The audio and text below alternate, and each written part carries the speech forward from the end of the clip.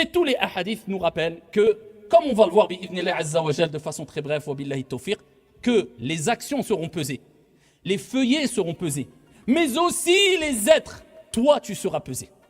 Allah azza wa jal va te montrer afin que tu vois de tes propres yeux la parfaite équité et justice d'Allah. Allah subhanahu wa ta'ala, il aurait pu nous donner le résultat directement. Mais non, il veut que ça soit un jugement détaillé pour que tu vois les conséquences du bien et du mal que tu as fait, pour te rappeler une fois de plus qu'Allah azza wa jal, alaysa Allahu bi ahkamil hakimin bala.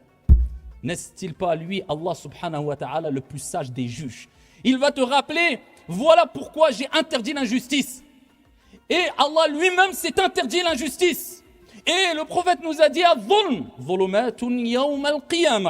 l'injustice est ténèbres au jour de la résurrection. Aucune injustice sera faite au jour de la résurrection. Tu verras tous les détails de toute ta vie. C'est pour ça qu'Allah azza wa jalla a assigné plusieurs anges qui ont différentes fonctions qui nous accompagnent. Certains qui notent les bonnes et les mauvaises actions.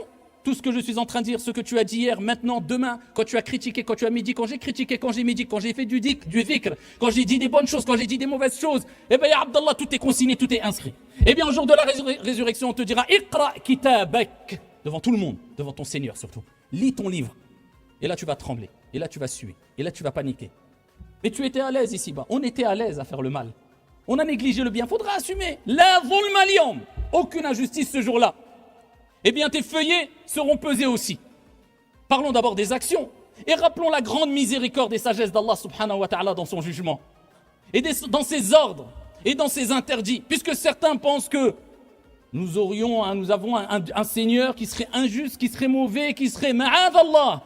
Allah subhanahu wa ta'ala, il est encore plus clément et miséricordieux envers nous que ne l'est la mère envers son propre enfant. Allah subhanahu wa ta'ala a descendu une part de sa miséricorde, de 99 plutôt, miséricorde, ici-bas, et c'est cette part-là, ce petit pourcentage si on veut, sur 99, qui fait que tous les êtres et les créatures ressentent entre eux une part d'amour, d'affection, de compassion, de miséricorde. Même les animaux, et cela depuis la création de toutes choses.